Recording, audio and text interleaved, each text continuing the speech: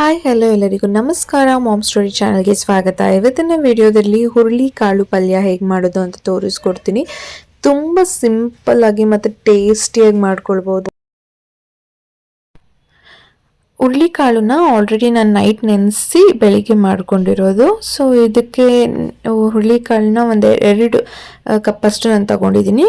ಇದನ್ನು ಒಂದು 3 to 4 ವಿಸಿಲ್ವರೆಗೂ ಕೂಗಿಸ್ಕೊಂಡು ನಾನು ಸೈಡಿಗೆ ಎತ್ತಿಕೊಂಡಿದ್ದೀನಿ. ನೆಕ್ಸ್ಟ್ ಒಂದು ಪ್ಯಾನಲ್ಲಿ ಒಂದು 4 to 5 ಟೇಬಲ್ ಸ್ಪೂನ್ ಅಷ್ಟು ಎಣ್ಣೆ ತಗೊಂಡು ಇದಕ್ಕೆ 4 ಈರುಳ್ಳಿನ ಸಣ್ಣದಾಗಿ ಕಟ್ ಮಾಡಿಕೊಂಡು ಹಾಕ್ಕೊತಿದ್ದೀನಿ. ಬಿಸಿ ಆದಮೇಲೆ ಎಣ್ಣೆ, ಸಾಸಿವೆ ಕೂಡ ನೋಡ್ತಿರ್ಬೋದು, ಅರ್ಧ ಟೇಬಲ್ ಸ್ಪೂನ್ ಅಷ್ಟು ತೊಗೊಂಡಿದ್ದೀನಿ. ಸೊ ಇದಕ್ಕೆ ಒಂದು 4 to 5 ಹಸಿಮೆಣ್ಸಿನ್ಕಾಯಿ ಹಾಕ್ಕೊಳ್ತಿದ್ದೀನಿ. ಮೆಣಸಿನ್ಕಾಯಿ ನೋಡ್ಕೊಂಡು ಹಾಕ್ಕೊಳ್ಳಿ, ಖಾರ ತಿನ್ನೋರು ಜಾಸ್ತಿ ಹಾಕ್ಕೊಳ್ಳಿ ಅಥವಾ ಕಮ್ಮಿ ನೀವು ಎಷ್ಟು ಬೇಕೋ ಅಷ್ಟು ಹಾಕ್ಕೋಬೋದು. ನೆಕ್ಸ್ಟ್ ಇದಕ್ಕೆ ಕರಿಬೇವು ಸೊಪ್ಪನ್ನ ಹಾಕ್ಕೊಳ್ತಿದ್ದೀನಿ. ಸೊ ಇದೆಲ್ಲ ಹಾಕ್ಕೊಂಡು ಫ್ರೈ ಮಾಡ್ಕೊಳ್ಳಿ. ಒಂದು ಸ್ವಲ್ಪ ಕಲರ್ ಚೇಂಜ್ ಆಗೋವರೆಗೂ, ಬ್ರೌನಿಶ್ ಸ್ವಲ್ಪ ಹಾಕೋವರೆಗೂ ಈರುಳ್ಳಿ ಫ್ರೈ ಮಾಡಿಕೊಂಡ್ರೆ ಸಾಕು. ನೆಕ್ಸ್ಟ್ ಇದಕ್ಕೆ ಕೊತ್ತಂಬರಿ ಸೊಪ್ಪನ್ನ ನಾನು ಆ್ಯಡ್ ಮಾಡ್ಕೊಳ್ತಿದ್ದೀನಿ.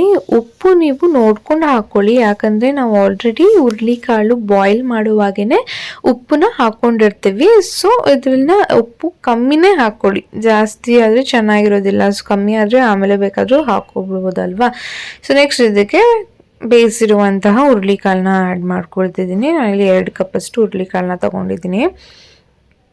ಸೊ ಇದನ್ನು ಚೆನ್ನಾಗಿ ಮಿಕ್ಸ್ ಮಾಡ್ಕೊಳ್ಳಿ. ಈ ರೀತಿ ಒಂದು 2 ಮಿನಿಟ್ಸ್ ಈ ರೀತಿ, ಯಾಕಂದರೆ ಆಲ್ರೆಡಿ ಬಾಯ್ಲ್ ಆಗಿದೆ. ಜಸ್ಟ್ ನಾವಿಲ್ಲಿ ಒಂದು 2 ಮಿನಿಟ್ಸ್ ತಿರ್ಸ್ಕೊಂಡ್ರೆ ಸಾಕು. ನೆಕ್ಸ್ಟ್ ಇದಕ್ಕೆ ಕೊಬ್ಬರಿ ತುರಿನ ಹಾಕ್ಕೊಳ್ತಿದ್ದೀನಿ. ಕೊಬ್ಬರಿ ತುರಿ ಒಂದು ಅರ್ಧ ಕಪ್ಪಷ್ಟು ಕೊಬ್ಬರಿ ತುರಿ ಆಪ್ಷನಲ್, ಇಷ್ಟ ಆಗೋರು ಹಾಕ್ಕೊಳ್ಬೋದು ಅಥವಾ ಇಷ್ಟೇ ಸಾಕು ಅಂತ ಅಂದರೆ ಹೀಗೆ ತಿನ್ಬೋದು.